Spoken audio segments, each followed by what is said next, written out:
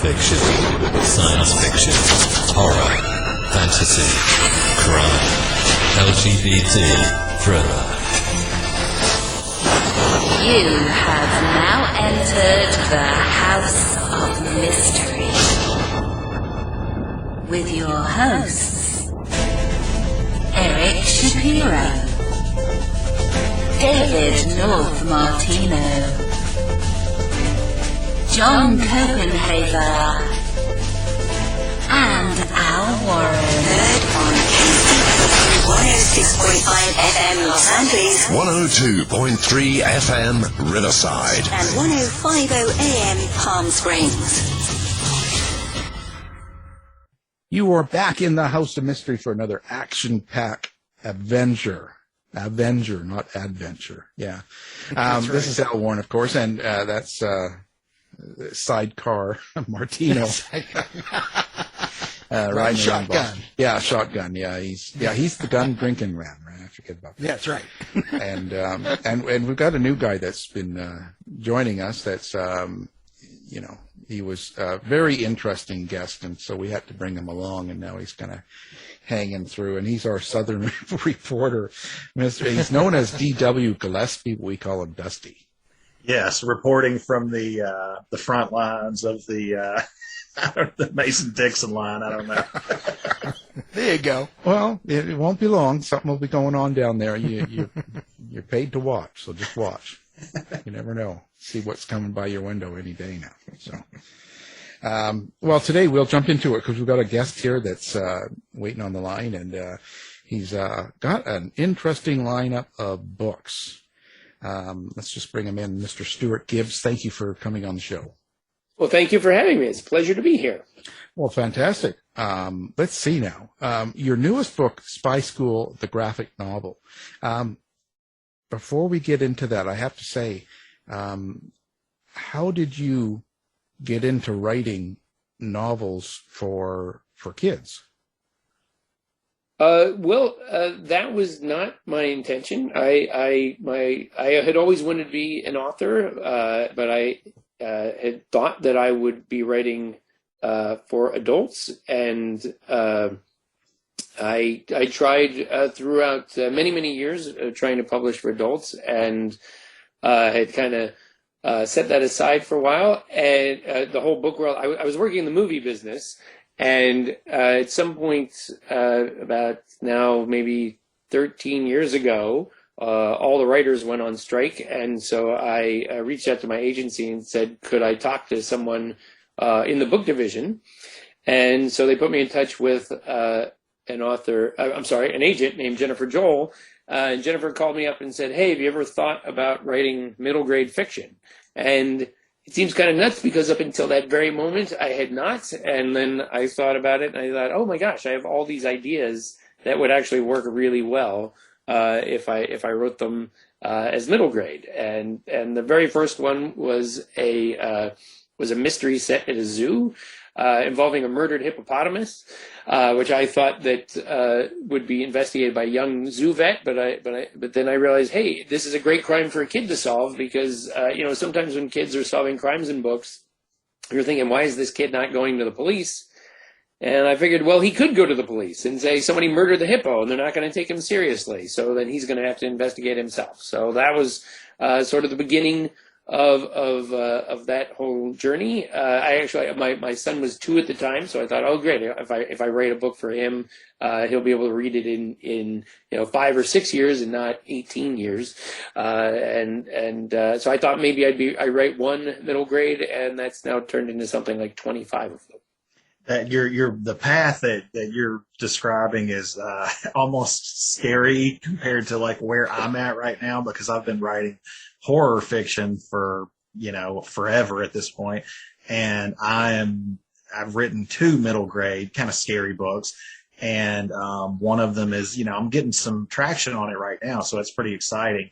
And one of the things that I'm dealing with is a good question for you is when you made that transition from writing for adults to writing for kids, was it an easy, seamless transition? Did you kind of catch yourself having to go back and rewrite some things and be like, maybe that was more adult than it should have When I didn't ever want to write down to the kids, and so I, there were a few things that you would write for adults that you wouldn't necessarily write for kids, but again, to go back to Belly Up, in one of the early drafts, I hadn't included something that hippos do that I thought was funny. They do something called dung showering, where they basically spray a field of poo and use their tails like a little windshield wiper and just, take out anybody close by. And I was talking to my editor, and I described this, and I said, I don't know if this is the sort of thing I should be writing about for children. And he said, that's exactly the sort of thing you should be writing about for children. And so I was kind of like, all right, I found my level. This is great. So there's not too many topics that I can't touch for kids, really. That's what Dave does, I knew it was coming. Well, I have to. So what do you set out for a goal when you're writing one of these spy books for kids? What is it you are trying to get across to the kids? Oh, God. I mean, I'm just really trying to provide them a good story. And, I guess when I'm writing for kids, I'm still trying to write something that I would enjoy reading, either to my kids or just as an adult on my own. I don't have a tremendous agenda in a lot. I do like to talk about threats to the environment in some of my books or to specific animals. But a big part of, I think, if I was going to have like one message in all the books, it would kind of be that there's no shame in being smart. That's what I've always loved about mysteries, right? There are stories where the smartest person wins, but a lot of the time, the way that a really smart person is depicted on television or the movies is this sort of social misfit, like the idea you can't be really smart without having something slightly off about you. And that's not how smart people really are in real life. The really smart people I know are adventurous and dynamic and athletic and often very, very funny. And so I wanted to have characters like that in my books and have heroes who are respected for being smart and who, won friends and admiration of other people for their intelligence. Well, do you need to get into a certain headspace to write for children? Do you have to kind of get into the mind of a child to write stories for children? A little bit, especially writing first person, you've got to sort of, like I can write for, like a protagonist who's a young boy, because I was a young boy. My daughter would tell me that I still behave like a child sometimes. I have a series, Charlie Thorne. Charlie's a girl, and I didn't want to do that one in first person because I didn't really want to presume what was going through the mind of a 12-year-old girl. But I have a pretty good idea of what a 12-year-old boy is thinking a lot of the time. So, but it is a bit of you do have to sort of age yourself down a little bit. Think like, what was I thinking when I was this age, or what would I have thought was cool?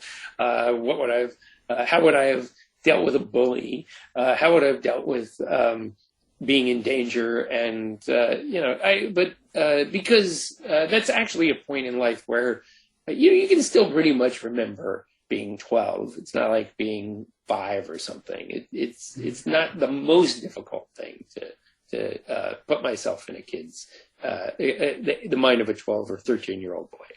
I have a problem remembering what day it is.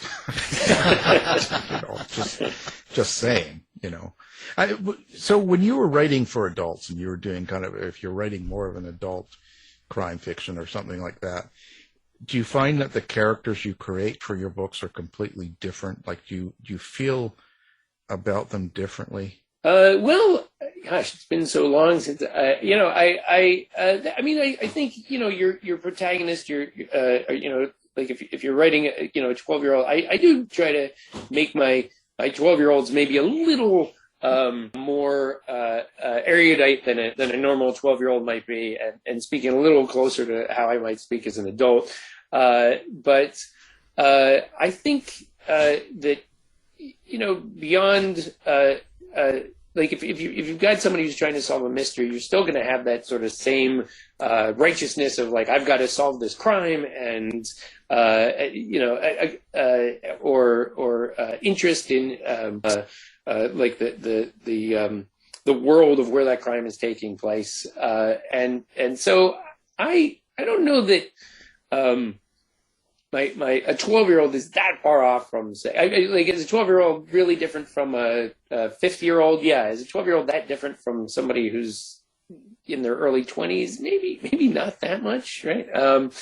Like when I read the Spy School series, I have this idea that Ben, who's my hero, Ben Ripley, who's sort of been thrust into this kind of James Bond world, or a world where all he really knows about spying is James Bond movies and Mission Impossible movies, and then finds out the world doesn't really work like that.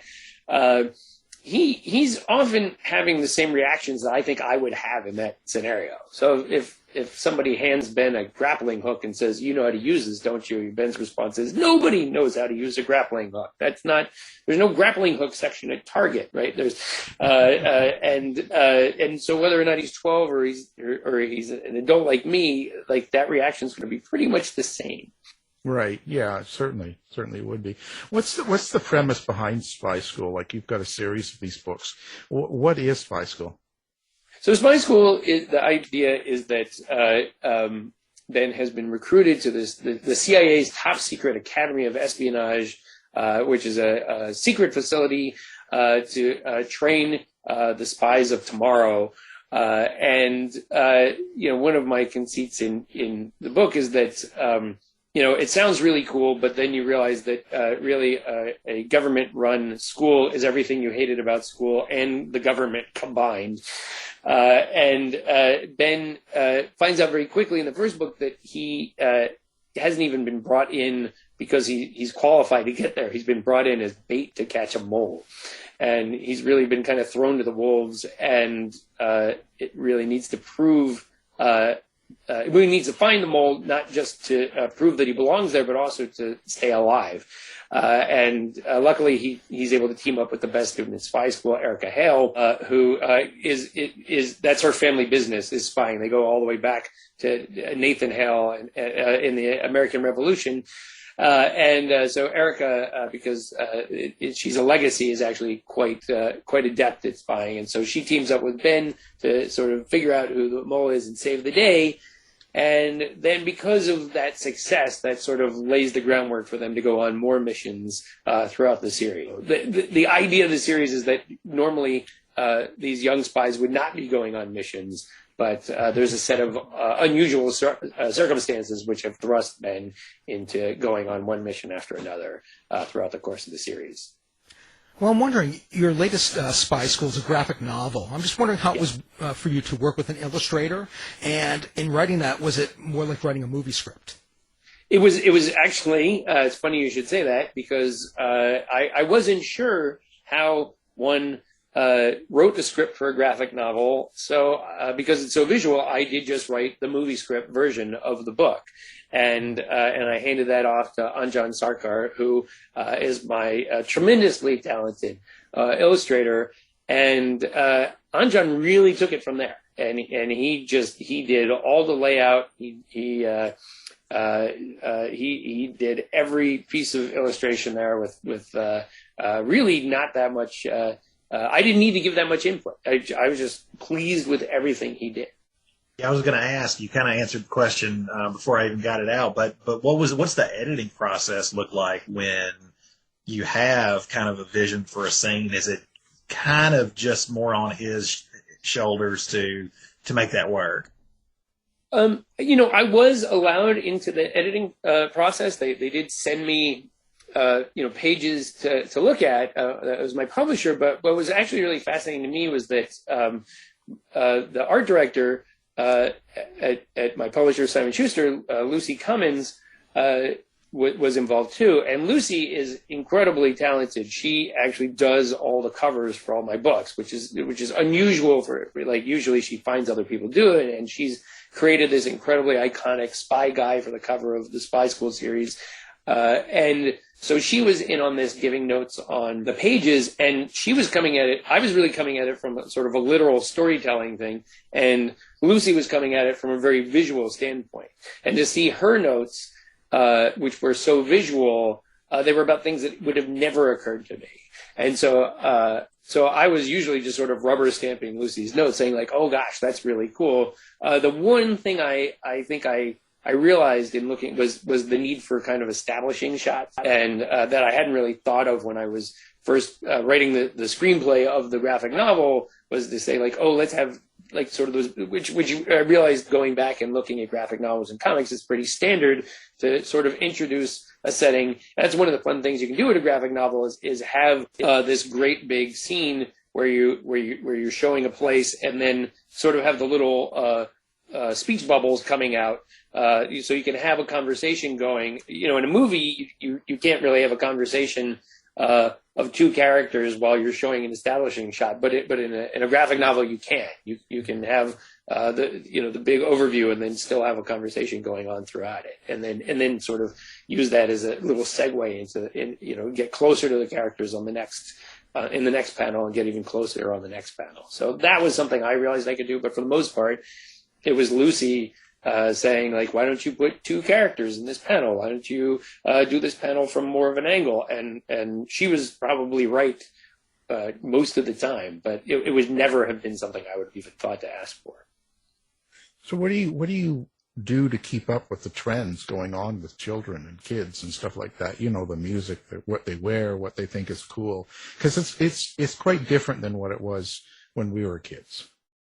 Yeah. Well, I think that the trend thing is a little tricky because, there's always this fear that if you write something that's too of the moment, then in 4 years it'll seem dated. And I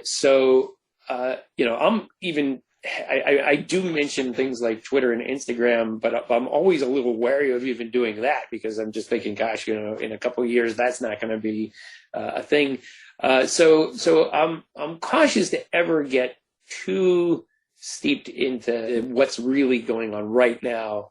Because, and of course, as kids, they have, zero memory of anything that happened, particularly, farther, if you're talking to a 12-year-old and say like, okay, well, here's what 12-year-olds like 5 years ago, that means like nothing to them. So you really don't want to end up, talking about a fad that's gone. So you sort of look for things that you think like, okay, this is here to stay. Like I'm pretty sure that mobile phones are not going anywhere anytime soon. So I can talk about those and certain apps, or the fact that people play games on their phones, but I won't mention a specific game because, that'll be gone. By the time the book comes out, possibly. Yeah, it doesn't take long. 20 years, everything we're doing now will be completely different, I guess, as far as things like that, phones and all of that stuff. And how do you keep up with kids and how they think, as in what they talk about, or you don't really get that much into it? Well, I do. I mean, I have a focus group in my own home because I have I've got teenagers who are aging kind of out of that, but it gives me a foot in that world, and I do talk to a lot of schools. And that's a huge part of writing middle grade, which nobody told me about when I started out. I found that out like even after the first book published, that the publisher was like, okay, you're off to do school visits. And I was like, what? What do I say? And they're like, I don't know, just say whatever you want to say. So, but now I've been doing this for years, and that's actually a really good way to see what kids are into and what excites them. And my readers, write to me a lot. They write to me on my webpage. I've got an email that they can just write to. They do communicate through social media, and that actually does give me a real window on. They will suggest things and say like, I think this is important. You ought to think about this. I don't really take suggestions from young readers, but if I do get the idea that there's something in the zeitgeist that they are all really thinking about, then I'll kind of go like, okay, that's important to them. That's something I really need to consider. You mentioned earlier that your family kind of jokes that you're the kid of the family, and my family definitely does the same to me too. and I'm finding that as I'm moving into the middle grade stuff, that it's stuff that I loved when I was a kid. I'm just it's a natural transition of like, hey, I like monster books, so I'm writing those for kids now. Were you into like spies and James Bond and all that stuff? Well, yeah. I mean, everything. I'm in the same boat as you. Everything I write about is something that fascinated me as a kid. So I loved James Bond movies as a kid. I actually read a lot of the James Bond novel. I had that rude awakening. That's how I discovered that the book and the movie are often nothing alike. That through James Bond. I loved animals and going to the zoo. I loved space travel when I was a kid. I actually I wrote to NASA and volunteered to be the first kid to go into space, and I got rejected. But no, they haven't sent a kid out. But I'm writing about that now. So just about anything I write about is something that fascinated me as a child. Yeah, and I still am fascinated by it. I haven't given up. I mean, it stayed with me, and so I just write about things that I'm like, okay, I think kids would find this really interesting. It's interesting when you go to the other set of novels you were doing, the Charlie Thorne one. You were saying that because the lead character is a girl, you don't write it from first person. How do you attack a book like that? How do you put that out? Well, I did. For Charlie Thorne, I did by that point want to do something in third person anyhow, because I wanted to just tell the story differently, get to show what the bad guys were up to, or just shift perspectives in the story a bit. But to have a 12-year-old girl, I really did have to show it to some other women writers I knew and say, like, did I get this character right? And it was kind of fun to see what they would come back with. Like I have a very good friend who's an author named Sarah Mlanowski, and Sarah said, "Oh, you should do something like she have long hair." I'm like, "Yeah." She's like, "Then it's going to get in her face all the time." Like give her it's going to be important to that she has to have a scrunchie or something like that. And I was like, yeah, I never would have thought of that if I hadn't had this advice. But there's actually sort of like a running thing about her hair and getting a scrunchie as it goes on. So there's I wouldn't necessarily show my other books to a guy and say, "Hey, do you think I got this kid right?" But with writing for with a girl protagonist, I really felt I had to do that. Well, I'm wondering when you're writing dialogue for your characters, or even if you're writing a screenplay, I was wondering how you experience your characters. Do you have an inner monologue? Do you can you hear your characters? Is that how you write dialogue, or do you do it some other way? Oh no, I can really hear them.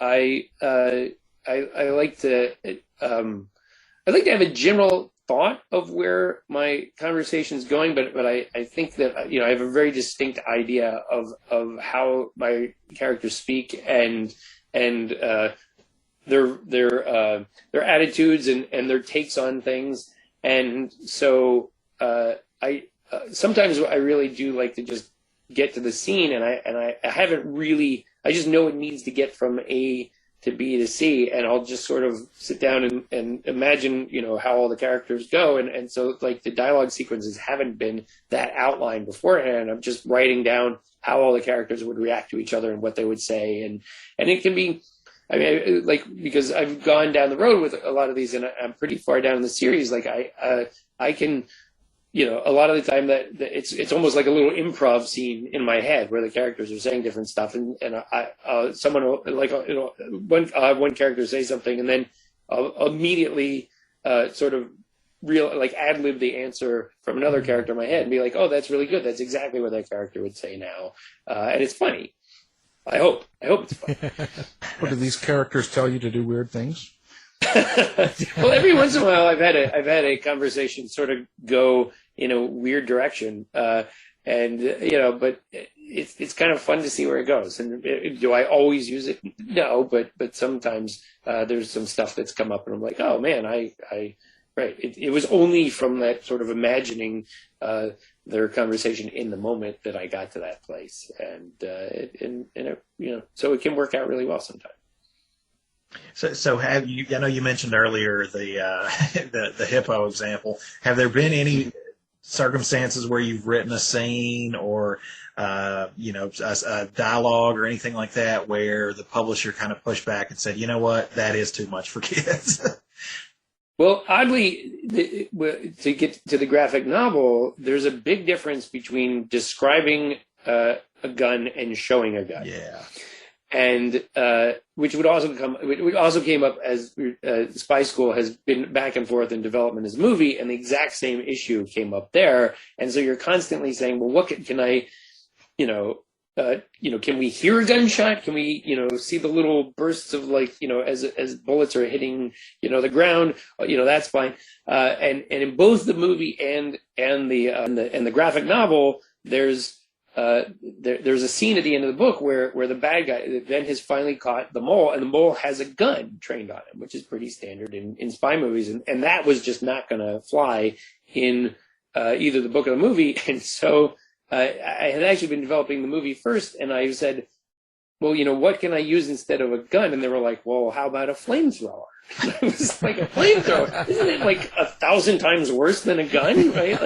Like that's horrible what a flamethrower would do to somebody. And they're like, no, flamethrower is fine. So in the graphic novel, I gave the bad guy a flamethrower, and I can get a joke out of it, a couple jokes out of it later on, but it's, it's ridiculous that there's a flamethrower instead of a gun, and that's okay for kids, but it is. And so that's been, that is sort of a recurring issue because now I've done one Spy School graphic novel, the rest of the books are all coming, and I just started working on sort of the script for the third book, and I was going through the book, and I was like, oh my gosh, there's so much gunfire in this book for kids that nobody ever said anything about.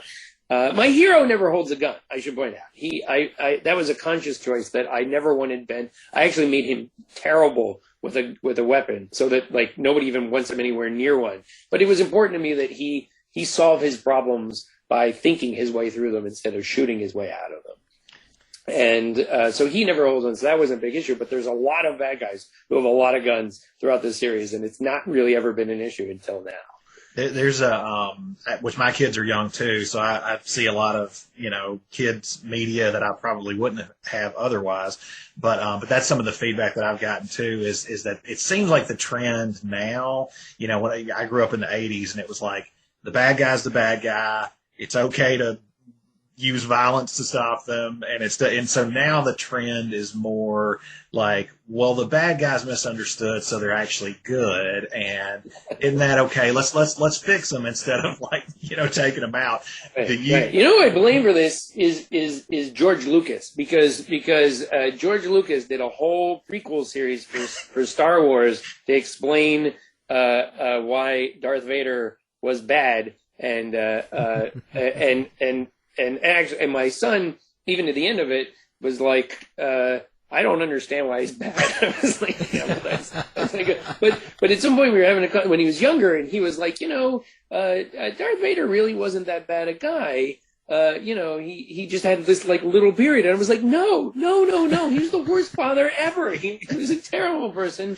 And the idea that George Lucas went back to say, he wasn't that bad. And here's how and now you just have this huge trend of movies saying, oh, here's why Cruella de Vil is bad, and here's why the Joker's bad, and all this stuff, and you're like, no, they were just evil. And I mean, actually, Patton Oswalt has a fantastic routine about just give me what I want, just give me the bad guys, and don't tell me all of this. And so he compares it to somebody like George Lucas showing him how to make ice cream instead of just giving him the ice cream. Right? He's like, I don't care about the rock salt and everything. Just give me the damn ice cream. Yeah, I'm the same way. I really do like just the bad guy's the bad guy, and there's not that nuance is bad, but it's just interesting now that I'm headed that direction too, that I'm getting that same kind of feedback of like, well, could they have a different way to fix this problem besides taking out the bad guy? And I'm like, sometimes the bad guy just needs to be taken out. Yeah. I know. In Spy School, I have a recurring bad guy, and what I love writing him because he's just so happy to be bad, and I'm like, I'm never going to explain it. I'm never going to be. He's in it for the money. He's just pointing out like how much an idiot anybody who's good is, because they're slogging away and their benefits are terrible or whatever, and he's just happy to be bad. And I'm like, I love writing that character because he's so much. But if anybody ever said, hey, could you explain like what happened to him as a kid, I'd be like, no, I don't want to explain that. I just want him to be bad. Well, I don't think you need that. Because when I was young, you had the Rocky and Bullwinkle and all those things, right. And they're just bad. Right. Yeah. No, there's so much fun, right. I mean, like, goodness knows if they ever, like, say, oh, we're going to remake Die Hard and show how, like, why Hans Gruber's the bad guy. You're like, no, that'd be terrible.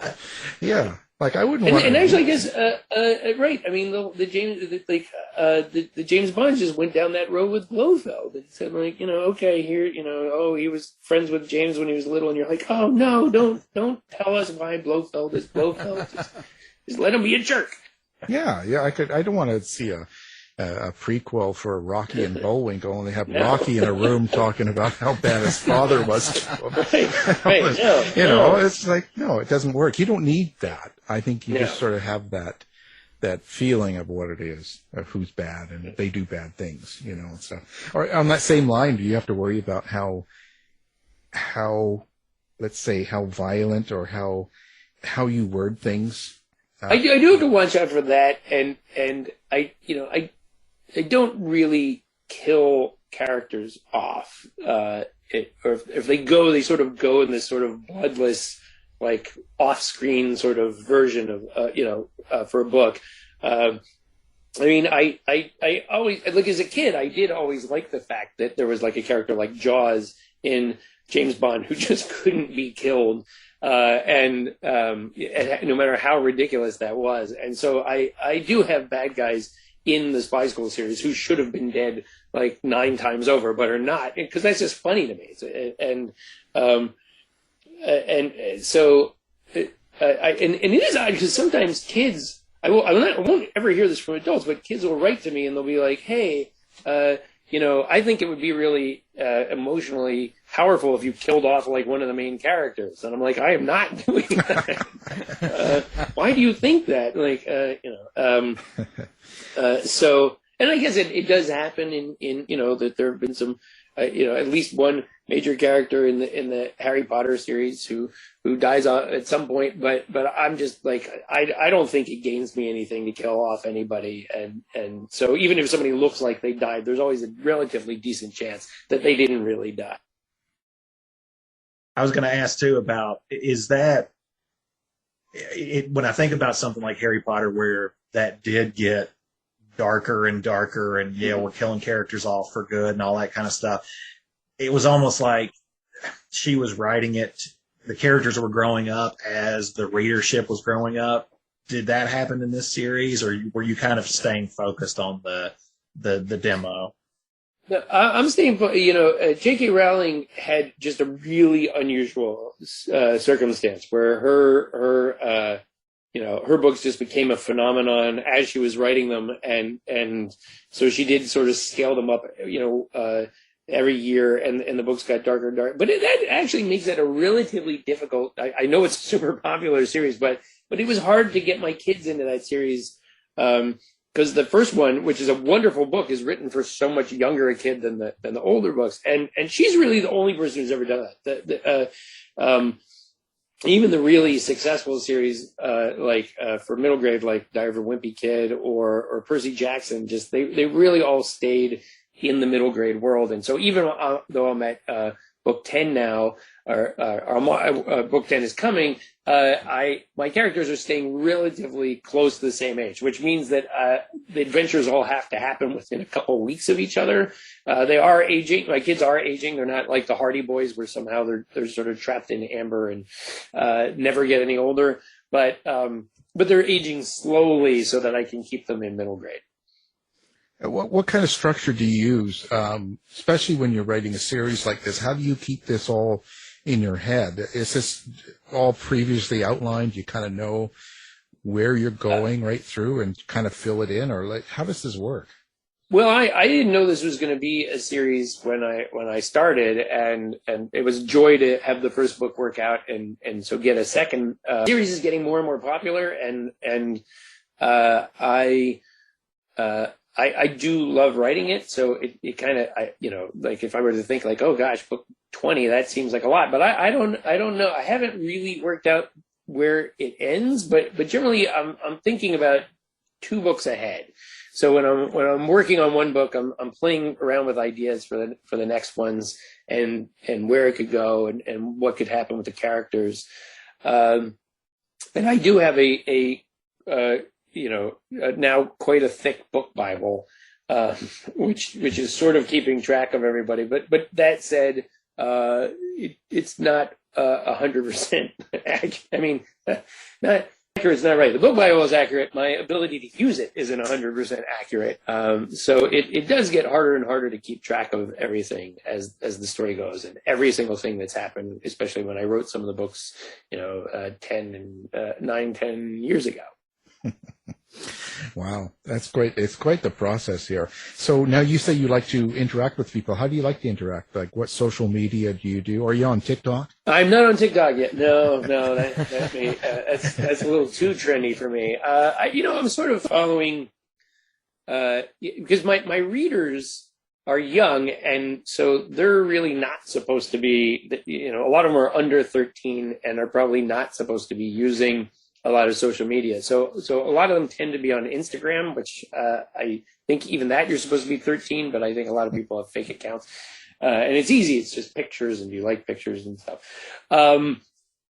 So I actually probably have the most interaction with my readers through my website, though, and through them commenting on the blog, and then writing to me individually through an email that I have on the website. So I have a frequently asked questions page on the website. I try to put as much information that kids want to know on the website as possible. But that's probably the way that I can have the most sort of in-depth interaction with kids. There are some wikis and some fan sites, and I will occasionally go on and snoop around on those, just to see what people are thinking about things. But so there's I mean, compared to being a screenwriter, as a screenwriter, you never had any interaction with fans per se. And so I've been kind of shocked by how much interaction I do get with kids who read, and it can come in through, it can come in through Twitter, it can come in through Goodreads.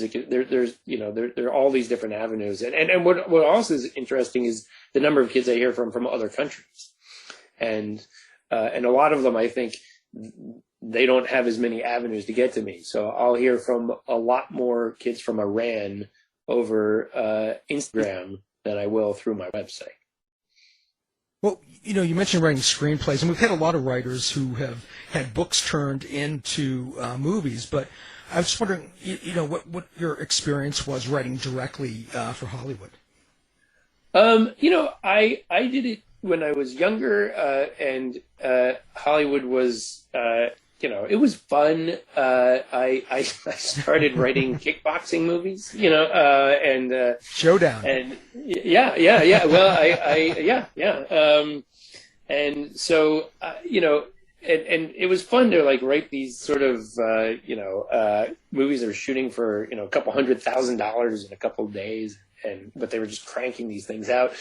And then as I got into the studio system, it was fun to write, but it actually was kind of ultimately frustrating because so many projects just fall apart in Hollywood. And so when the time came to write a book, or when I actually had a book contract, there's sort of a thing my publisher still likes to remind me of, that I turned in the final draft of Belly Up, and they're like, okay, it'll come out in 6 months. And I was like, yeah, but when everything goes wrong, I'll understand. And they're like, no, it's going to go wrong. I was like, yeah, I've heard that a million times, right? But the books come out, and that's fantastic. And so the the mindset of writing something that you know is absolutely going to come out, as opposed to writing something you think has like a 1 in 10 chance of coming out, of getting made, and even less chance than that of coming out, or coming out the way that you envisioned it. It's so much. I know that different people have different journeys in the film business, but my journey in the film business, while I actually enjoyed it, I certainly am enjoying writing novels more, because I just love the idea that whatever I write basically is going to end up in a book and in the way that I envisioned it. How long does it take you to get one completed?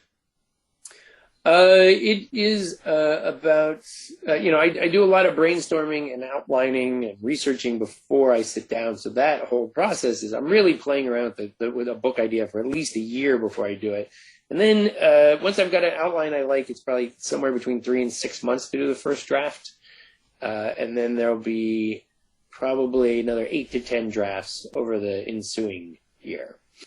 Wow, that's quite the process. So, how do people get a hold of you again? What's your website so we can? So the website is just stuartgibbs.com. Fantastic. We'll have that up on ours as well. Oh, great. Yeah, yeah. And like I said, there are frequently asked questions there. Sometimes I have blog posts where I try to address questions that I get a lot more in depth. And if people still can't find the answers they want, there is an email address at the bottom of the fact page. Yeah, if they can't figure it out, then too bad. Well, and so I guess you stay away from things like COVID and all these things going on too. Any stressful thing going on around, you don't touch that, do you?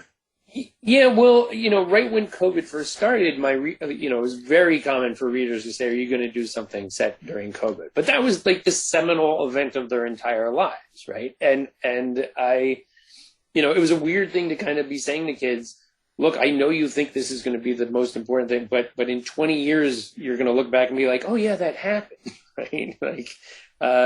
Hopefully there won't be another pandemic, or, sometimes there is something that just, I certainly not to say that COVID wasn't disruptive, but I didn't want to write a book about it, because I thought, if I make a spy school happen during the time of COVID, by the time the book comes out, like, theoretically, the world will have gotten somewhere closer to normal, and maybe the last thing a kid's going to want to do is read about COVID or something. So I do try to skate around like the major issues today. I do take on global climate change, because that's not going away anytime soon, and I think or environmental impacts of things, and I do try to make I don't shy away from that stuff, but something that I think is kind of a temporary issue. I don't try to chase that any more than I try to work Minecraft into a story, because it'll be gone someday. Yeah, sort of like a trend, right? It's something that can go, stuff like that. Wow. Yeah, like COVID, that crazy trend. Yeah. Remember we all had it? We all had COVID hair. Come on. It was all that way, I don't know. Well, it's fascinating, actually, to hear about this type of writing and stuff. What's the favorite thing about writing books like this for you? Given that I did not know how much interaction there would be with my readers, that's really it. I think I am getting, the festival circuit is starting back up again,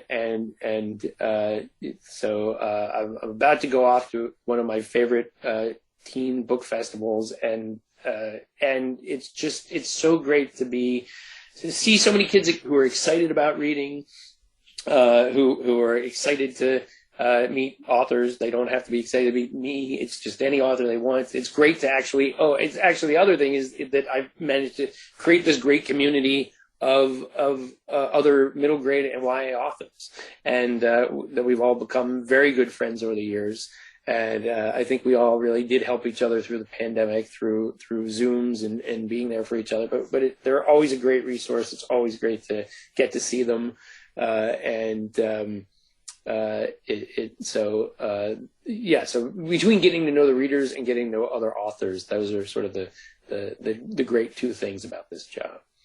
Fantastic. Okay, so now the Spy School, the graphic novel, is out now. I guess it is. And you've got another one of your Charlie Thorne coming out. Yes. I guess that's June 1st. You said Charlie Thorne and the Curse of Cleopatra is out. I believe it's June 6th or 7th. Wow, Curse of Cleopatra. Yes, yeah. So Charlie is always on the trail of things that the greatest thinkers from throughout history have discovered and hidden away because they're too dangerous to trust humanity with. And my original thoughts on this were the first book involved Einstein, the second one involved Darwin, and I did really want to put a woman in there. And I was thinking about Marie Curie or Jane Goodall or one of the, but I read Stacy Schiff's amazing biography of Cleopatra, which basically posits that Cleopatra may have been the most educated woman of all time at her time, and certainly was a great leader of Egypt and spoke at least 7 languages, and is just sort of all around brilliant. And so I thought like that. And she lived at the intersection of the decline of the Egyptian Empire and the Greek Empire and the rise of the Roman Empire. There was just so much great stuff to write about. So Charlie's off to find something that Cleopatra hid away.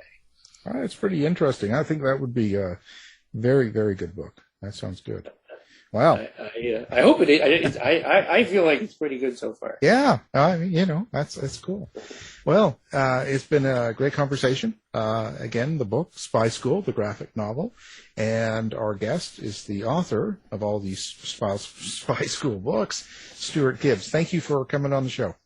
It's been a pleasure. Thank all of you guys for being such great hosts. I really appreciate getting to talk with you, and it's been really fun.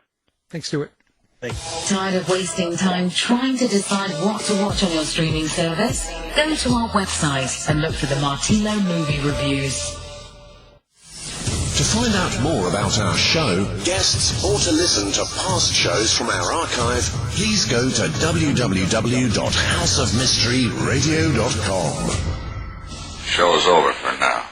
Was it as good for you as it was for me? Well, good night. This has been a production of Something Weird Media. I'll be back.